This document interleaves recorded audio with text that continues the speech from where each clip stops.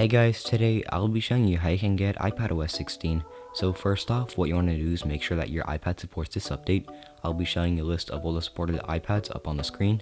And if your iPad doesn't support this update, then you can still get the beta profile for it. You just won't be able to upgrade to iOS 16.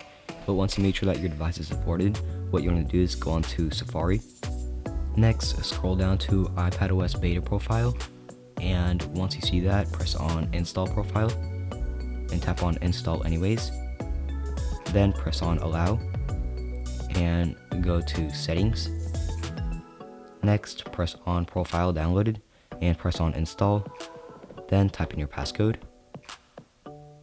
And once you've done that, press on install, tap on install again, and press on restart.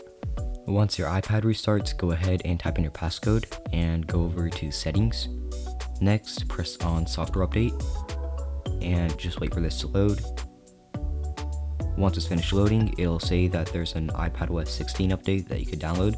So press on download and install and type in your passcode and just wait for it to finish loading. And once it's finished loading, your iPad will have iPadOS 16 beta.